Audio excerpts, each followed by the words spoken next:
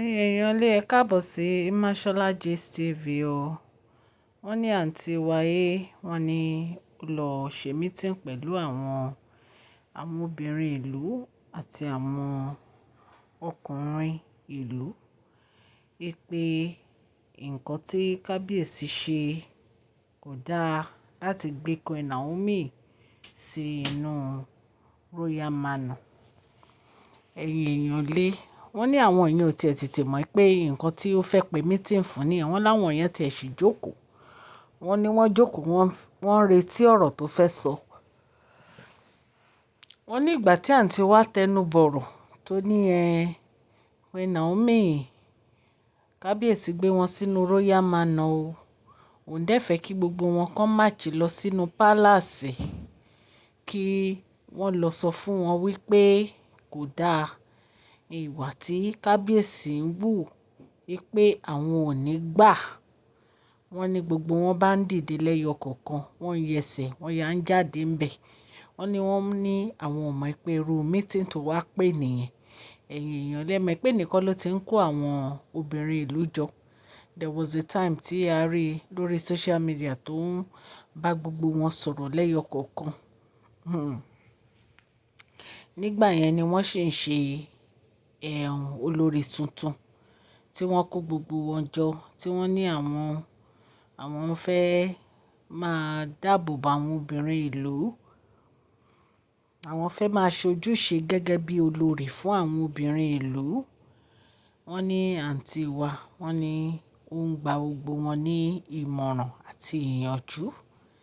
Ẹ̀yin èèyàn lé gist tèmi ètò àǹtí ẹ̀ ń sọ ẹ má jẹ́ kí n divert kúrò ní orí gist tèmi. Wọ́n ló ń fẹ́ kí gbogbo wọn lọ fi ẹ̀hónú wọn hàn bàbá Obinrin ńlá lórí bí Queen Naomi ṣe wá sí inú palace tí kábíyèsí fi wọ́n sí inú Royal Manor. Ẹ̀yin èèyàn lé ẹ rí pé ó funny gan. Nígbà tí ìyàwó kábíyèsí Queen kábíyèsí tó padà wọ inú palace tínú ń bí àwọn olórí. Ṣé wọ́n fẹ́ kí Queen Naomi máa gbé ta forever ni? Àbẹ́ẹ̀ rí pé nǹkan ń ṣẹlẹ̀.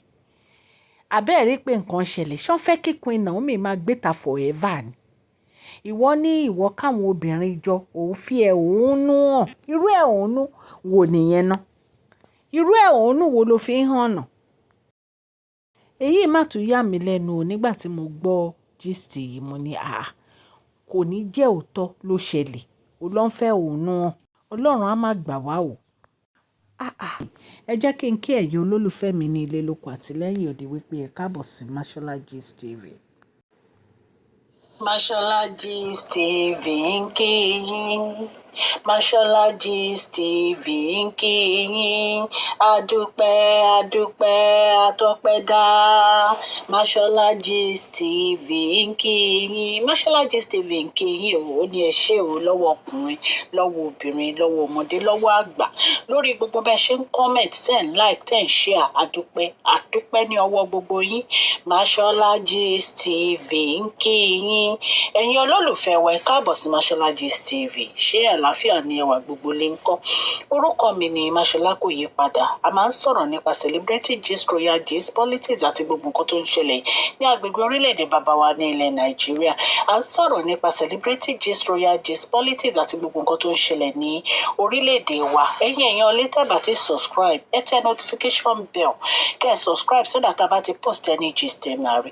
À ń sọ Yorùbá lórí channel yìí nítorí pé a fẹ́ gbàgbé àṣà àti èdè wa. Ẹ̀yin èèyàn lé à ń ṣe advert lọ́lọ́kùn òjọ̀kan lórí channel yìí ẹ kàn sí wa ní Mashola Gist TV. Ọlọ́run Elédùmarè á bá mi gọ́wọ́ yín sókè o. Ọlọ́run Elédùmarè á bá mi ran gbogbo yín lọ́wọ́ o. Òkè ní ọlá yín á máa lọ o. Ọlá yín ò ní lọ ìsàlẹ̀ láíláí. Ẹ̀yin èèyàn lé bí a ṣe gbọ́ nìyẹn tó ní àǹtí wa wọ́n káwọn obìnrin àtọkùnrin jọ pé kán wá lọ fi ẹ̀hónú hàn o nínú pálásì bàbá Obinrin ńlá pé àwọn ò ní gbà.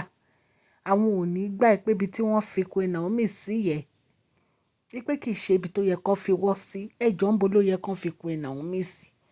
Torí ọ̀rọ̀ yìí kò yé mi rárá. Níbo ló yẹ kán fi Queen Naomi sí? Odindi Queen kábíyèsí tó bí àrẹ̀mọ fọ́ba. Ẹni kó má padà wọ inú palace.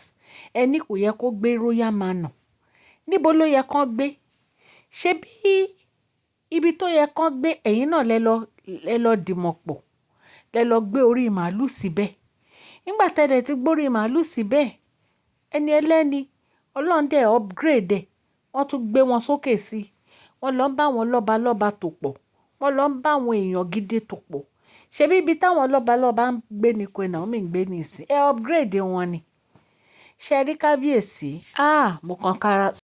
mo kàn sára sí bàbá wẹ̀rin ńlá fún nǹkan tán ṣe yẹn tán bá mi upgrade Queen Naomi tó gbé wọn sókè sí i wọ́n máa lọ sókè ni wọ́n ní lọlẹ̀ ní agbára ọlọ́run wọ́n ní alénibáre ní ọ̀rọ̀ ayé ẹ̀ ń lé Queen Naomi ẹ̀ ń lé Queen Naomi ẹ̀ mẹ́pẹ́ fẹ́ rí lé wọn báre wọn ni ẹ̀ sún wọn tó fi lọ sí royal manor wọ́n dẹ̀ máa lo òkè sí ni wọ́n ní lọlẹ̀ ẹ̀yin èèyàn ilé kò jẹ́ bá a ṣe gbọ́ kò jẹ́ bó ṣe jẹ́ o wọ́n ní àwọn àǹtí wáyé wọ́n náà lọ bá wọ aráàlú àwọn ìyá àti bàbá wọ́n lọ bá wọn ṣe mítìn wọ́n ní pé àwọn fẹ́ yẹ kí wọ́n lọ fi ẹ̀hónú hàn nínú pálásì kábíyèsí pé ibi tán fi Queen Naomi sí yẹn kì í ṣe ibi tó yẹ kán fi wọ́n sí wọ́n láwọn èèyàn wọ́n ní ṣe náà ń dìde lẹ́yọ kọ̀ọ̀kan náà ń pòṣe náà ń jáde ni wọ́n sọ fún un wípé